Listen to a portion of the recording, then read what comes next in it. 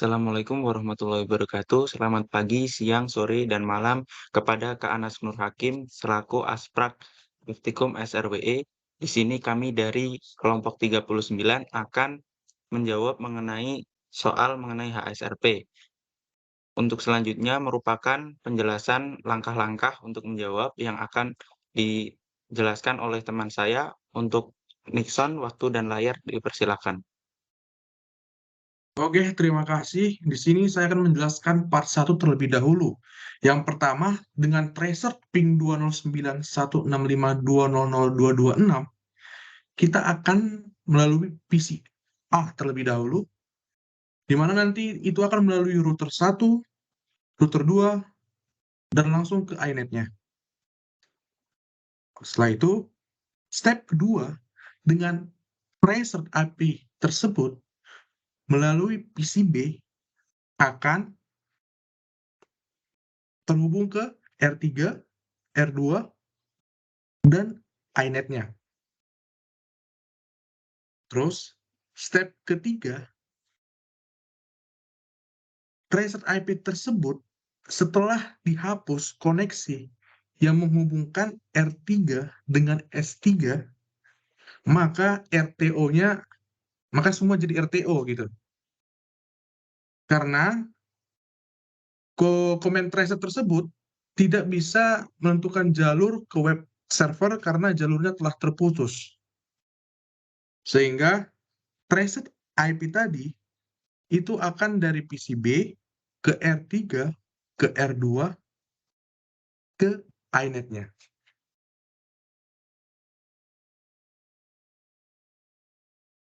Bisa dilanjut oleh teman saya.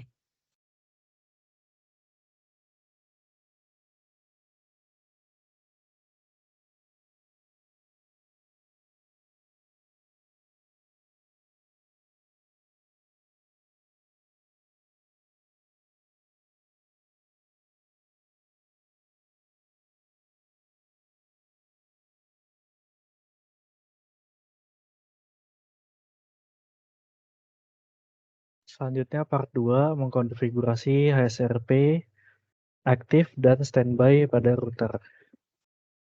Jadi yang pertama mengkonfigurasi di router 1.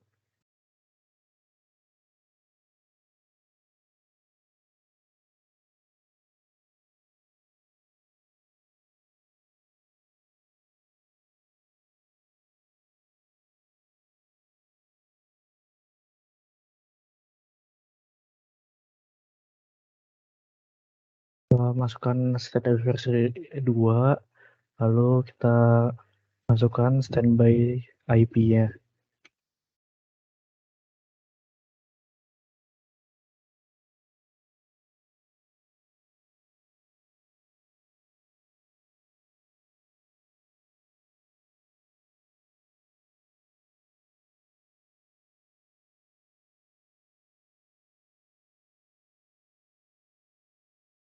Setelah itu set priority-nya menjadi 150.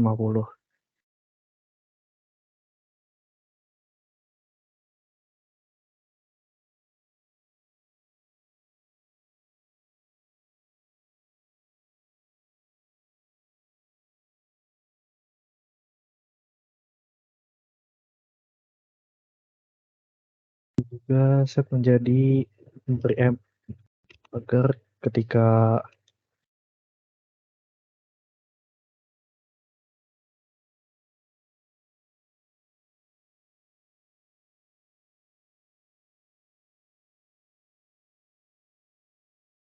dilakukan juga di router 3, tetapi hanya standby versi 2 dan juga standby IP-nya.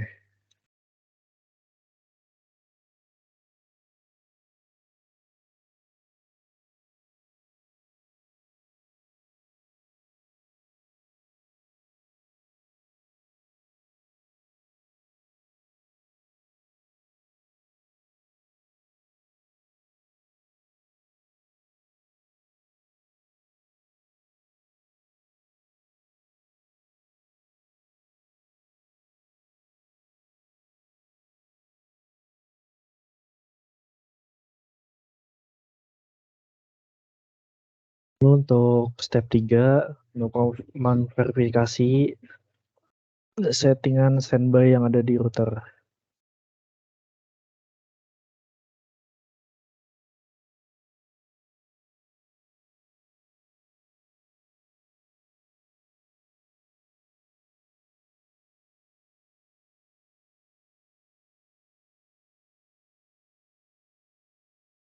Di sini router 3 itu standby dan preamp-nya di disable.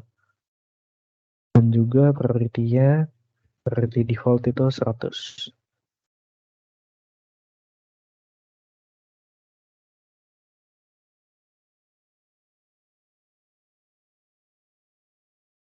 Untuk di router 1 state-nya aktif, preamp-nya diaktifkan, priority-nya 150.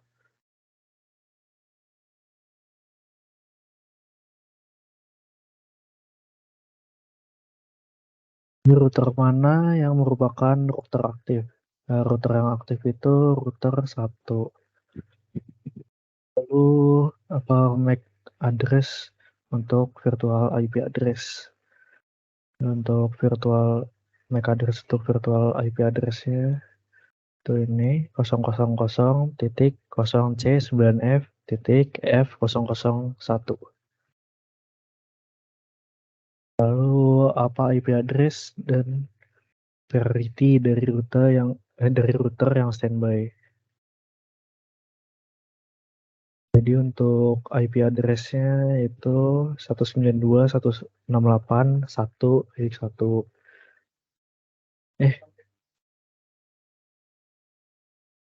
Untuk IP address yang router standby 192.168.1.254 dan priority-nya itu 100.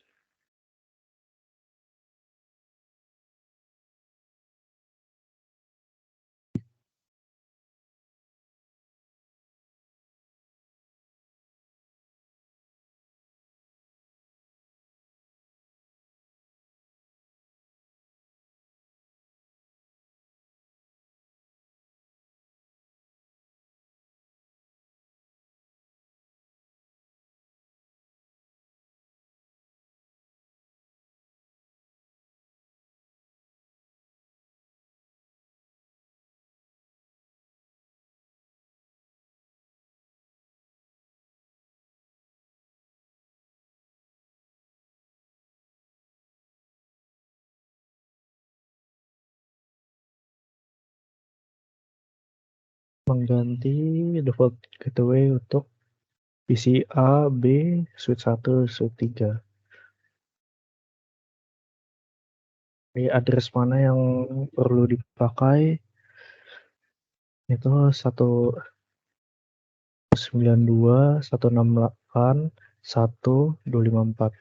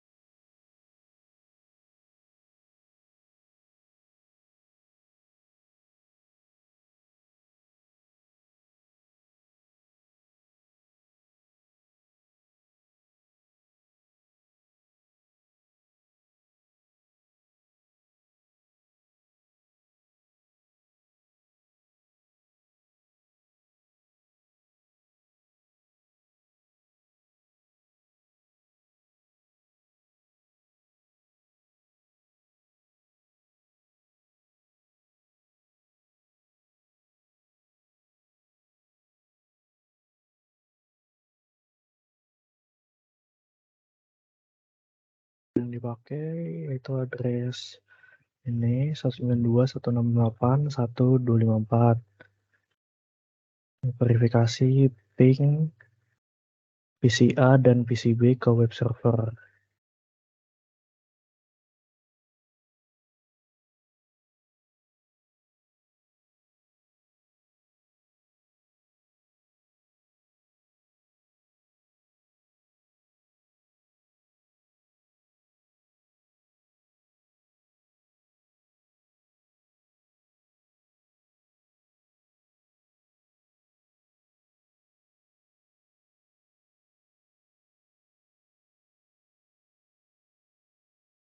Jadi judulnya itu berhasil.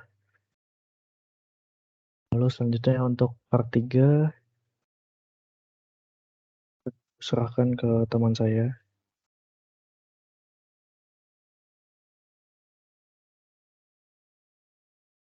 Baik, terima kasih Zaki atas waktunya. Di sini saya akan menjelaskan mengenai part terakhir yaitu mengobservasi HSRP. Untuk step 1 dan kedua akan dijelaskan oleh saya dan step 3 akan dijelaskan oleh Faisal. Step 1, membuat active router menjadi unavailable. Buka command prompt di PCB, kemudian tracer ke web server.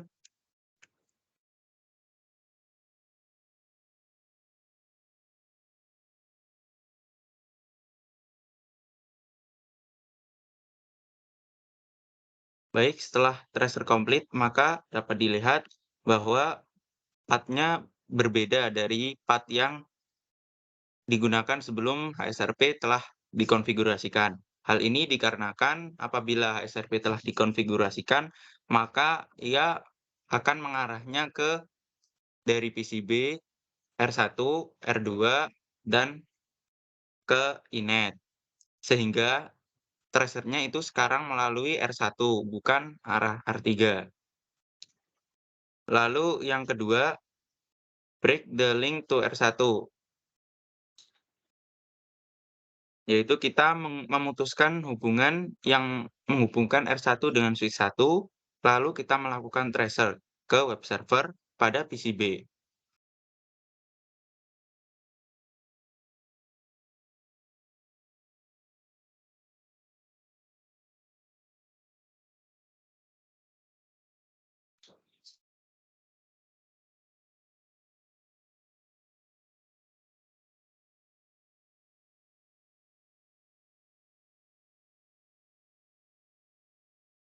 Eh,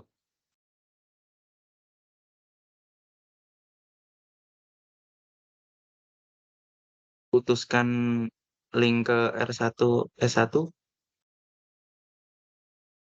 lalu melakukan tracer dari PCB ke web server.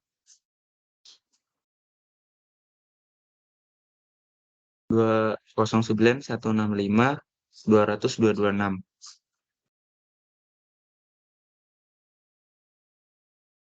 Baik, dapat dilihat pada tracer ini, tracernya akan berbeda. Karena linknya telah terputus, maka tracernya akan melalui R3, R2, inet, dan juga ke web server.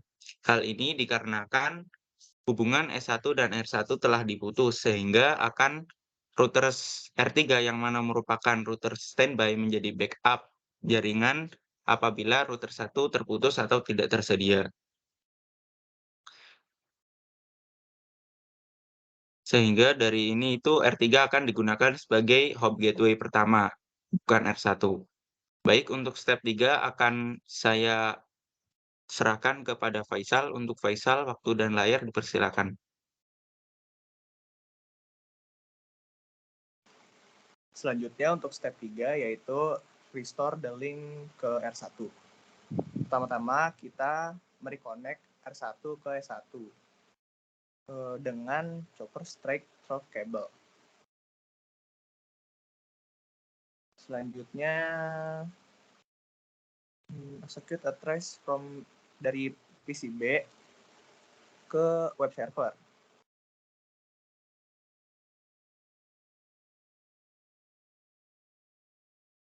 Dimana kita perlu mengulang untuk melihat full patch-nya.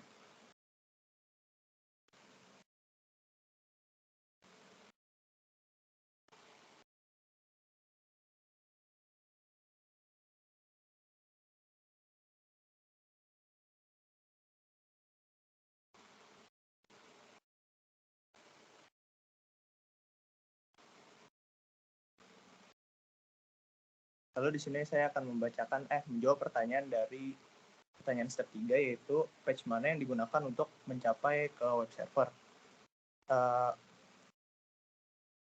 Patch yang digunakan untuk web server adalah R1 yaitu router 1. Lalu untuk pertanyaan kedua yaitu if the preempt command was not configured for the HRSS. Aduh. Lalu untuk yang pertanyaan kedua, yaitu jika preempt command nggak configure ke SRP group di R1, would the result have been the same? Jawabannya tidak. R1 tidak akan menjadi gateway lagi, jalurnya akan tetap melalui R3.